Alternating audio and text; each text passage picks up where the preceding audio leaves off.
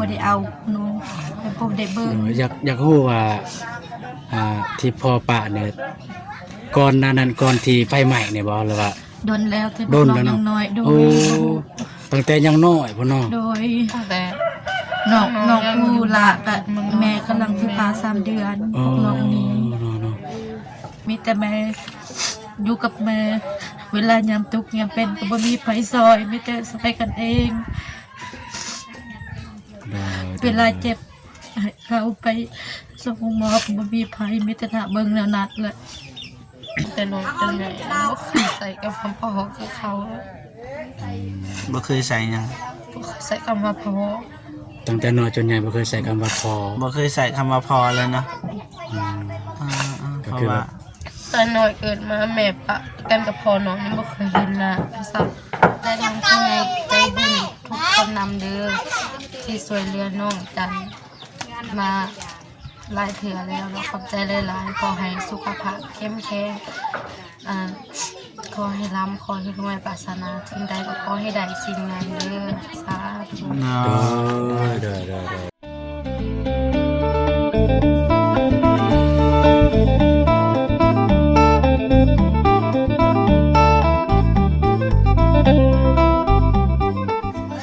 โอเคพี่น้องเนาะตอนนี้ก็ทีมงานเฮา2 คนเนาะก็มานั่งอยู่ที่บ้านน้องจันเนาะแล้วก็กับเอื้อยก็มื้อนี้ก็มาอัปเดตเรื่องราวที่ทีมงานเฮาเคยถ่ายหลายๆคนทั้งเบาเตียงเบาลีเบายาวเบานงเบาโก้เนาะแต่ว่าทีมงานเฮา2 คนบ่เคยถ่ายจักเทื่อพี่น้องเนาะมื้อนี้ก็เลยมาอัปเดตเพราะว่าทางบางทีทาง FC เบาเจ็บแล้วก็เบาตูนยังบ่ทันฮู้นะเรื่องราวที่ไปที่มาเป็นจังไดเป็นยังคือว่ามาอยู่ตูบน้อยๆพี่น้องนะ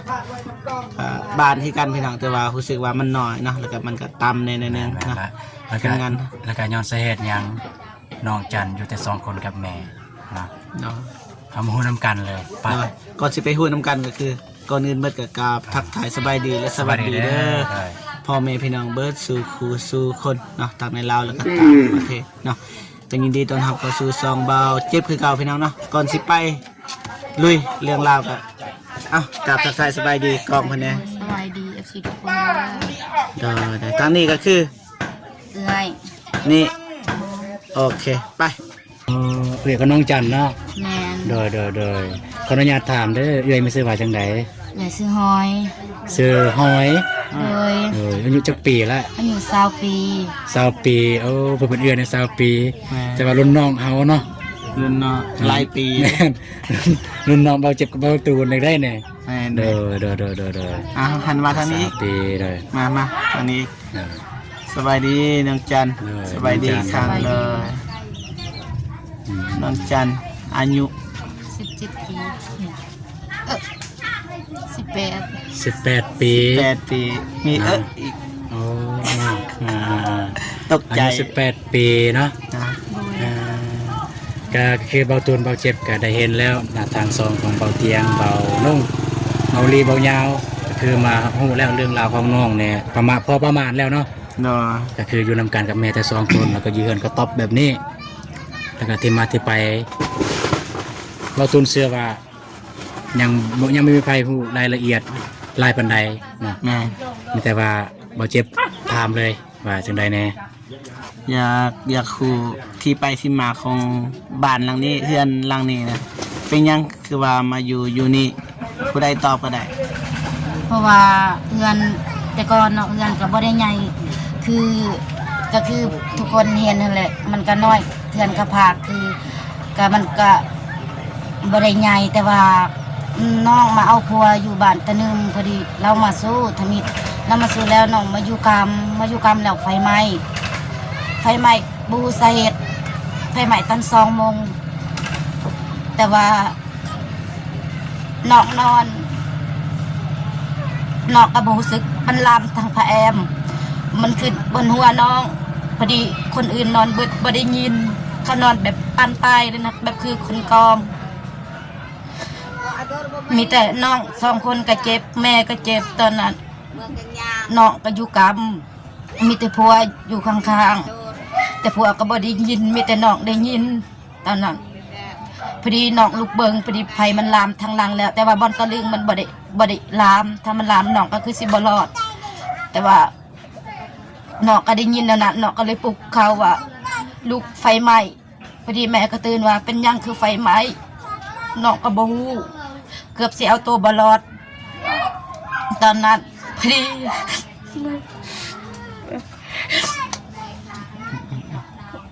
ดีอายลูกลุงอยู่หันเกือบก็สิบ่รอดพอดีแมวมาเลียตีนนั่นจึงลูกนี้บ่มีไผช่วยได้ โอ้ย้อนแมวมาเลียตีนจนได้หูเมื่อบ่ โดย แต่ว่าแมวสู้ชีวิตได้แมว แมวสวย เนาะ พอดีบ่มีไผได้ช่วยตอนนั้นแห่งกำลังเข้านอนตอน2 โมงกลางคืน เด้อ เครื่อง บัด ค เขา อง หมดบ่ได้เอาบ่ได้เหลืออีหยัง เครื่ สั อง ก ค อ อง ย่าง ไม่เบิดเลย ไม่เบิดลูกน้อยก็เกือบสิบ่ได้เอาบุญแต่ไอ้แม่หาบเอาไปก่อนแห่งนอกก็ตื่นแต่กรรมใหม่ๆถึงโตสันถึงผิดกรรมน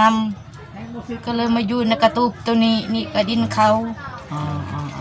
โดยเฮือนที่ไฟไหม้หันเฮือนประมาณแบบใดประมาณ เพื่อนคือน้องสัญญาแต่ว่าเฮือนพวกน้องมันน้อยกว่านั้นอีก โอ้ กระพาขึ้นกะสิลมแล้วนะแบบเข้าเฮ็ดไทยแบบมันอีหยังหันแบบเหยียบก็คือสิตก เด้ออันนี้คือสาเหตุที่ พอดี บ้านไฟ อัน ไหม้ ก็ได้ก็เลยยืมขอเขายืมดินเขามาอยู่ดินลุง เนาะ อยู่ได้อยู่นี่แล้วพอดีได้2 ปีน้องไปอยู่กับผัวเราอยู่นี่บ่มีดินที่เฮ็ดที่สร้างไปอยู่กับผัว ตอนนี้นี่น้องไปอยู่กับผัวแล้วแมันบ่ โดย บัดมื้อนี้เด้เป็นหยัง วัน น้อง นี้น้องมาเฮ็ดเวียกมาปลูกมัน อ๋อมาเฮ็ดเวียก นอนอยู่นี่บ่นอนอยู่เฮือนหลังนี้เลยบ่ ตอนมาก็ได้นอนอยู่นี่บางครั้งบางเทื่อก็ไปนอนเฮือนลุง อ๋อ ได้ ก็คือจังซี่เนาะพี่น้องเนาะก็คือทางอีฮอยเนี่ยก็คือน้องฮอยซั่นซะเขาก็เอาเป็นอ้ายเนาะคือน้องฮอยเนี่ยตะบิดนี่มันเอาผัวมาสู้เนาะ โดย บัดเฮือนไฟไหม้ไปอยู่น้ำผัวบัดนี้ โดย ไปอยู่น้ำผัวปุ๊บก็เลยเหลือแต่น้องจันกับแม่อยู่นี่ แต่ว่าตอนนี้เวลานี้คือมาเฮ็ดเวียกอยู่นี่ โดย มาปลูกมันอยู่นี่ แม่ ก็เลยบ่ได้มานอนมาอยู่กับน้องจันกับแม่ โดย นะ เป็นหยังคือว่า ตอนนั้นเป็นหยังคือว่าตอนนั้นเคยมาสู่อันนี้ถ้าว่าบัดไฟไหม้แล้วนอกนี้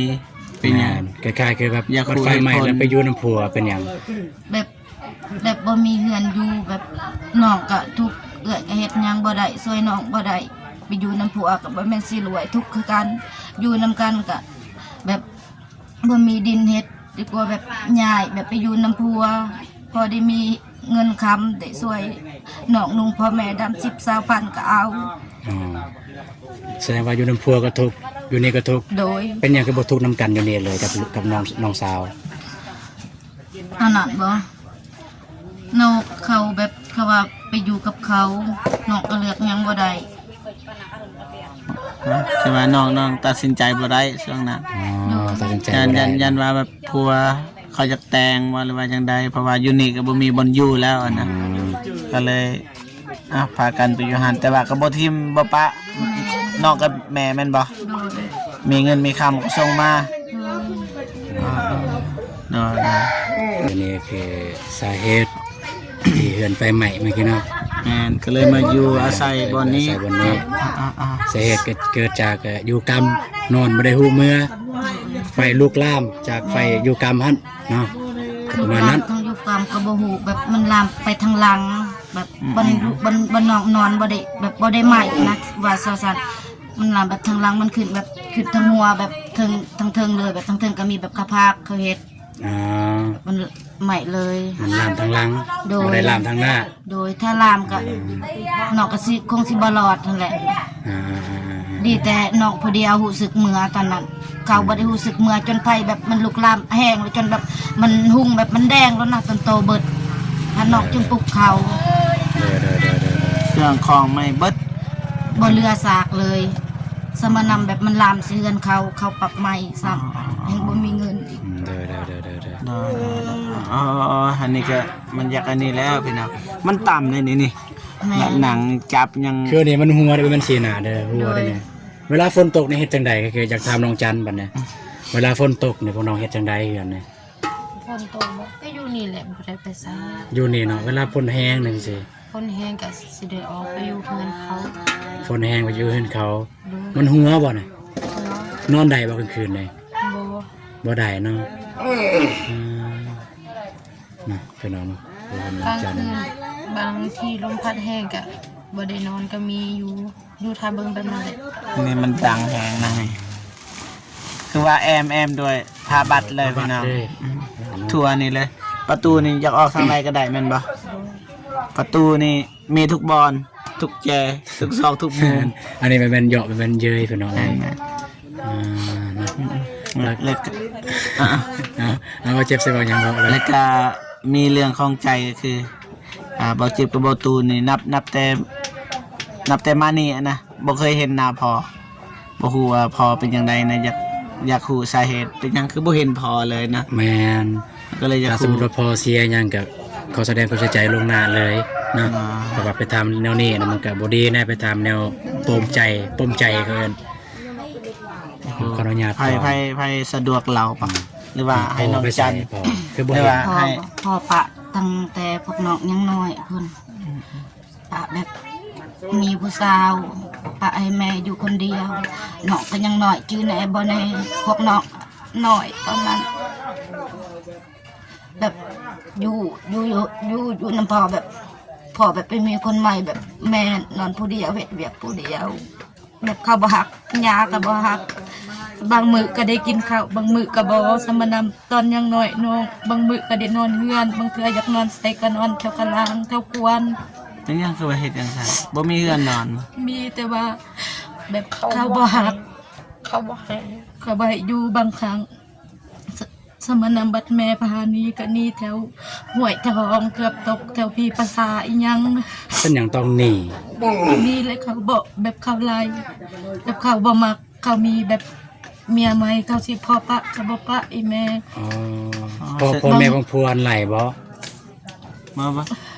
พ่อเพิ่นไล่เพราะว่าแม่เพิ่นไปอยู่นํพ่อตอนนั้น อ๋อ โดย แต่ว่าครอบครัวของพ่อหันบ่มักแม่แมันบ่ โดยเขาบ่มัก อ๋อ แบบหยาเขาบ่มักแบบแม่เพชรอยากเขาบ่ได้เอาน้องแบบบ่ได้เบิ่ง อยากรู้ว่าที่พ่อปะเนี่ยก่อนหน้านั้นก่อนที่ไฟไหม้เนี่ยบ่หรือว่า โดนแล้วที่ โดน น้ แล้ว อง เนาะ ยังน้อยโด โอ้ ย ตั้งแต่ยังน้อยพ่อน้อง โดย ตั้งแต่ น้องผู้ละกะแม่กำลังที่พา3เดือน อ๋อ น้องนี้ เนาะ มี จะ ก็ พา แบบ สาม ไป เดื อยู่ อน เฮือนพ่อเฒ่าอยู่เมืองก็ลืมอยู่หันก็เขาบ่อยากเบิ่งคือการอยู่กับอยู่เฮือนครัวเขาอยู่เทิงพวกน้องไฟก็บ่มีอยู่มืดว่าซั่นๆกินมืดกลางเวลากลางคืนก็อยู่มืด อ่าแสดงว่านี่เป็นหยังจึงตัดสินใจออกมาจาก จาก บ่ กา อ ร นั้ มาน อยู่นี้อีก ดูนี่มีพ่อของแม่เด้ อยู่นี่มีแบบมี เลยมาอยู่ ตอนเฒ่า ตอนนั้นเลยตอนนั้นแม่ใหญ่แต่พุ่นมาอยู่เพื่อนของพ่อเลย เพื่อนพ่อหั อก ยู่ กั กับ บว่ามีแม่เลี้ยงของพ่อของแม่เลยอยู่หันแต่เขาบ่อยากให้อยู่เลยใหญ่เลยลงเฮือนออกมาอยู่ที่ มาอยู่นี่ก็มาอยู่กับแม่แล้วก็มีลูกอีก อยู่กับแม่ 3คนแม่นบ่ โดย มีลูก 4 คน สี่บ่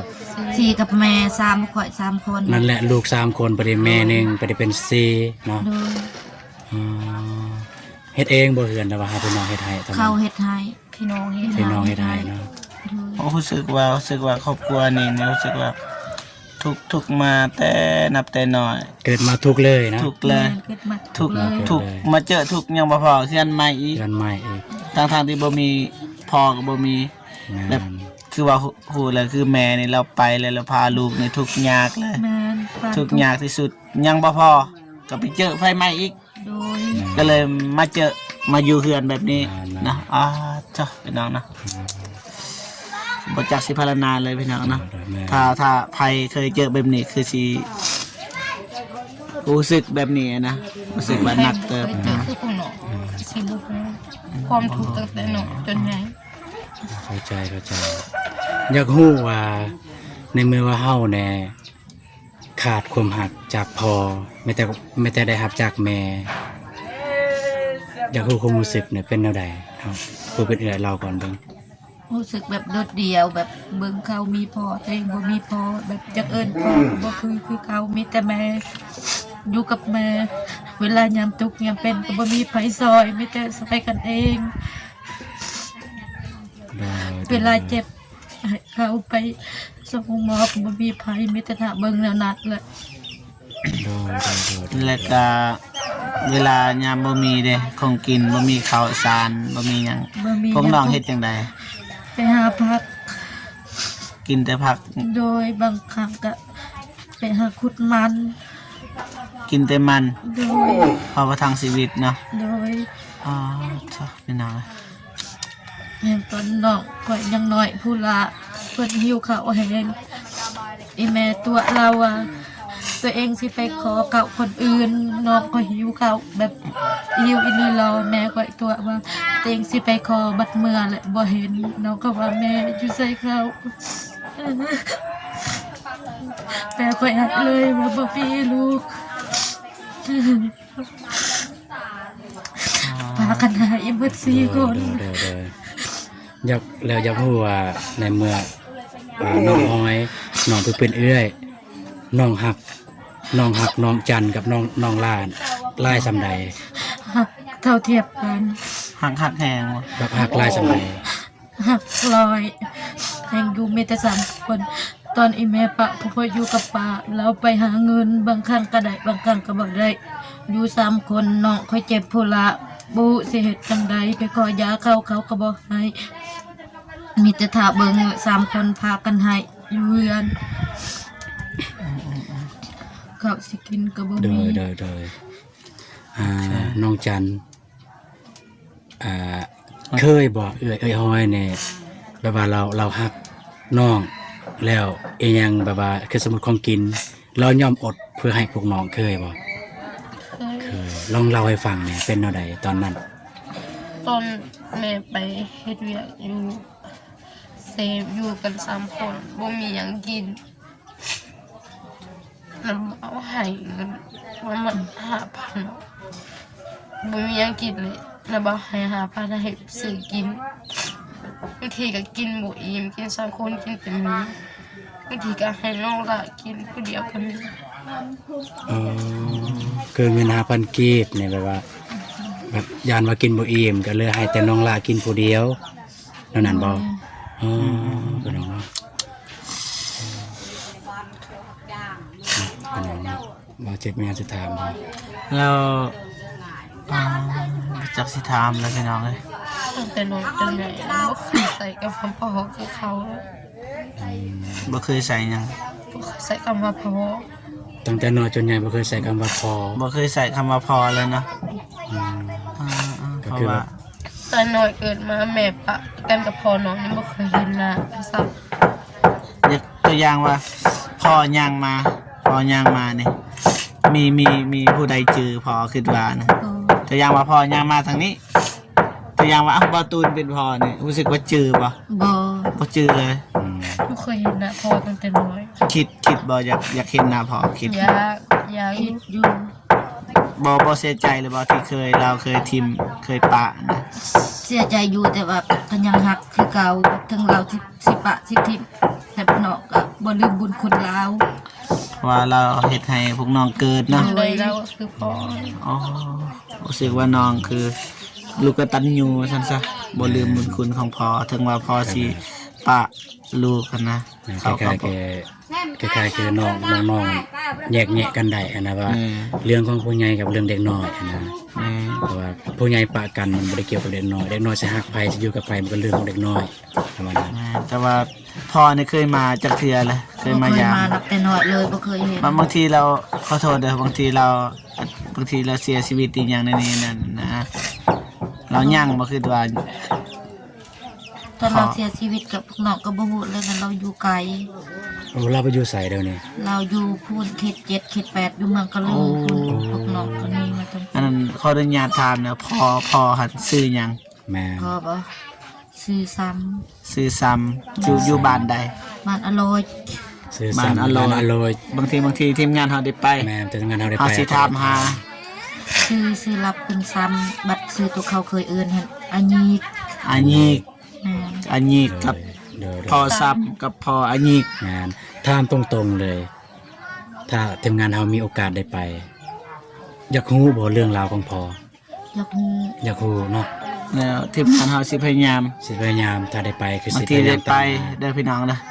บางทีได้ไป บางทีได้ไปก็สิตามหา เพราะว่าทีมงานเฮาก็บ่มีทุนนะสิไปนี่นั่นหานี่บ่มีดอกบางทีคันน้องมีบุญบางทีได้ไปนะประมาณนี้เฮาก็สิถามให้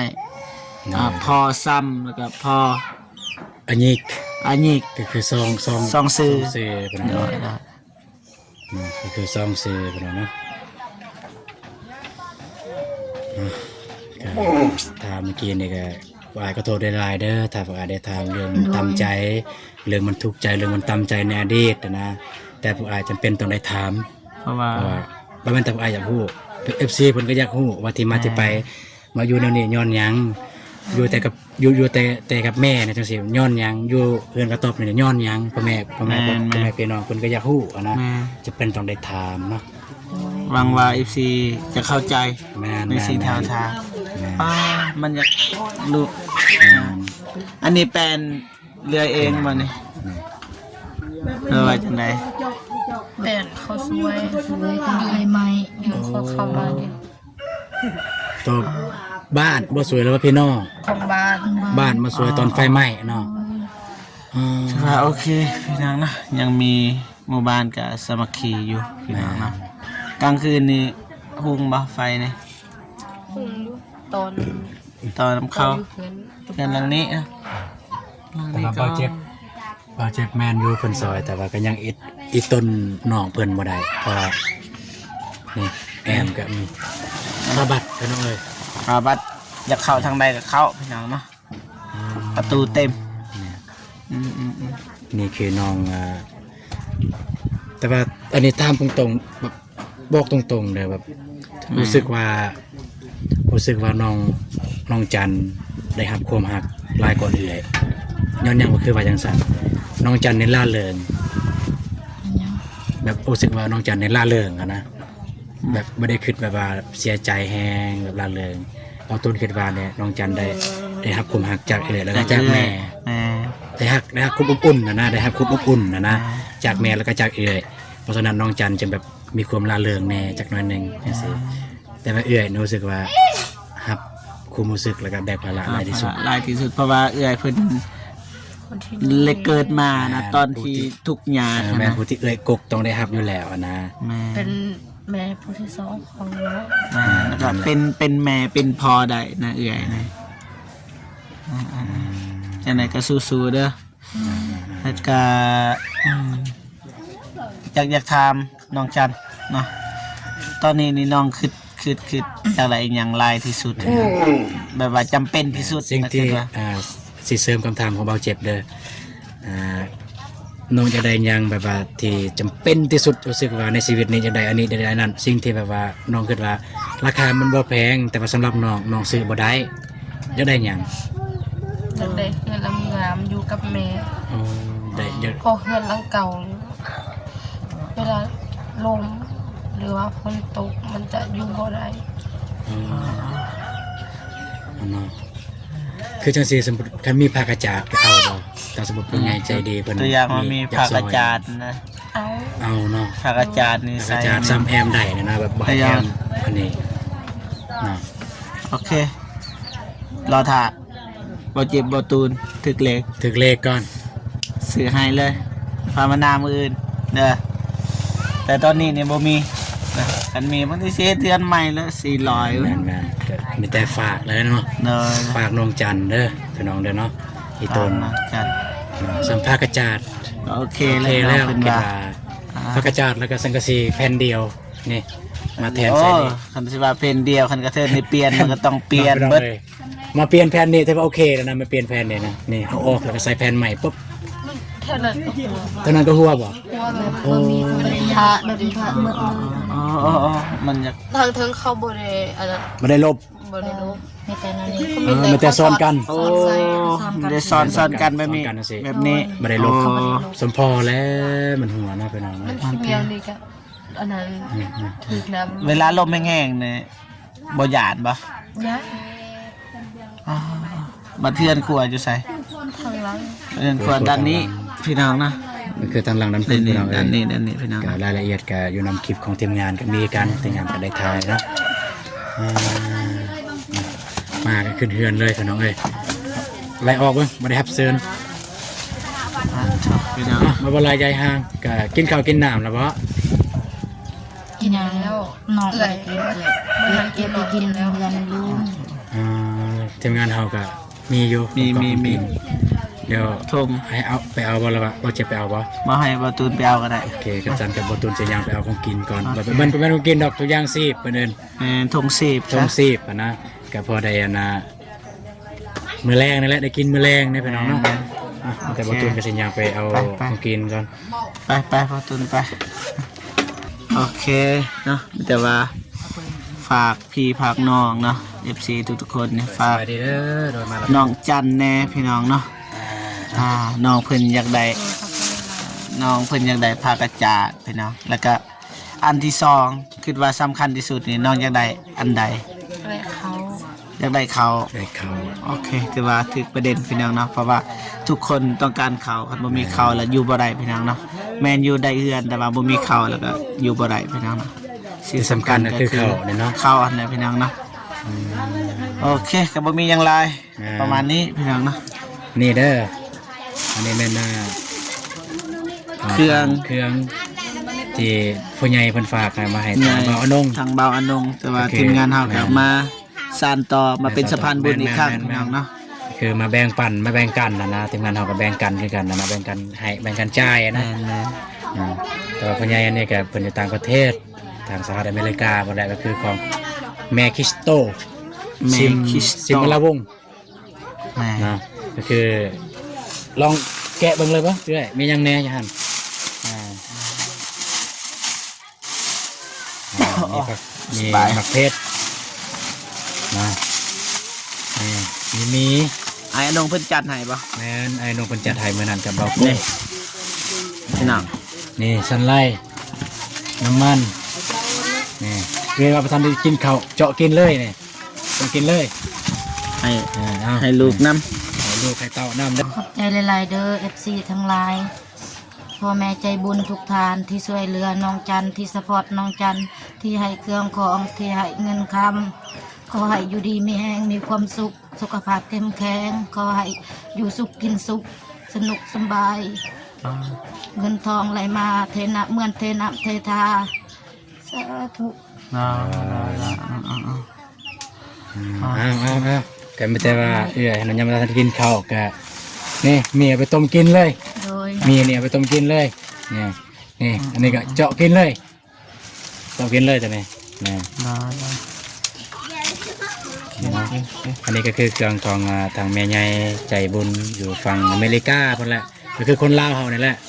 เพิ่นไปอยู่อเมริกาแต่ว่าเพิ่นฝากเงินไปบ่าวอนงบ่าวนงเป็นสะพานบุญแต่ว่าก็เป็นเบิดนั่นแหละทีมงานเฮานี่แหละกินนะ น้องก็กิน น้องกิน กินเลิศน้องจันกินเลิศกันจะกินอันนี้ข้าวเจ้าเด้อเนี่ยเด้อข้าวเจ้าได้เนี่ยเกลือ มีเกลือมีเป็นนัวครบนะ เกลือเป็นเนื้อครบอยู่ในละมีแฟบไปซื้อเครื่องไปซักเครื่องประตูน ข ก อ ระ บใจ ดาษ เด้ นี่ อว่าตูนเบาเจ็บ โดย ขอให้สุขภาพเข้มแข็ง โดย อยู่ดีกินดีขอให้ได้เงินคำรวยๆช่วยเหลือน้องกัน ไม่ได้ว่าจะสั่นแล้วเด้อแต่ว่าสิกลับก่อนนะ เพราะว่าทีมงานเฮาก็ทาอยู่ งาน เนาะ ทีมงานเอากระทาอะไรยันก็สิเมื่อและ เก่งใจไอ้เพิ่น มืดค่ำแล้วมันสิค่ำแล้วนะ โดยขอบใจ FC ทุกคนเลยขอบใจ FC ทั้งฝั่งไทยฝั่งลาวหรือว่าต่างประเทศนะขอบใจทีมงานของเบา เจ็บเบาอนงน้ำเบิดทุกคนขอให้ความเห็นด้วยปรารถนาสิ่งใดขอให้ได้สิ่งนั้น เด้อ สุขภาพแข็งแรงอยู่ดีกินสุข โดยที่สำคัญอย่างที่สำคัญก็คือผู้ใหญ่ใจบุญเพิ่นกำลังเบิ่งเฮาอยู่อวยพรเพิ่นกับใจเพิ่น ขอบใจทางผู้ใหญ่ใจบุญทุกคนนำเด้อที่ช่วยเหลือน้องจันมาหลายเถื่อแล้วแล้วขอบใจหลายๆขอให้สุขภาพเข้มแข็งขอให้ร่ำขอให้รวยปรารถนาสิ่งใดก็ขอให้ได้สิ่งนั้นเด้อสาธุ เนาะ เด้อ โอเคไป บ่เวลาใหญ่ห่างเฮามันสิยืนมันสิยาวก็แต่สิกลับก่อน กลับแล้วก็สิไทยเอามอบก่อน แม่ แป๊ จะ บ ต้ นึ อง ง เอาบ่เพื่อนก่อนโอเคแล้วต้องไปสิกลับก่อนเด้อ เด้อ จะได้ก็สู้ๆเด้อสู้ สู้ๆสู้ๆเด้อพี่น้องนะเพื่อนสารของน้องจันกับประมาณนี้พี่น้องนะจะได้กับฝากพี่พักนอกนะเบิ่งน้องจันเนี่ยทางนี้ก็นี่นะจนข้าวยำใดก็ได้พี่น้องนะทรัพย์สินก็คงสิบ่มีนะพี่น้องนะคันมีก็บ่จักสิปะอยู่ใส่พี่น้องนะรู้สึกว่ามันคือเบาเจ็บเบาทางใดก็มีประตูพี่น้องนะนี่ประมาณนี้พี่น้องนะเพื่อนสารน้องจันนะทบพี่น้องนะทางนี้ก็คือด่านหัวของน้องจันเพิ่นก็เอาหัวมานี่เพิ่นนอนอยู่นี่นะโจรบางทีก็มานี่เขาก็ดึงมานี่ได้เบิดพี่น้องนะทบนี่ก็เพื่อนครัวของน้องจันพี่น้องนะทบเบิดเลยประจักษ์คำสิว่าพี่น้องนะฝากหน่อยเด้อทบ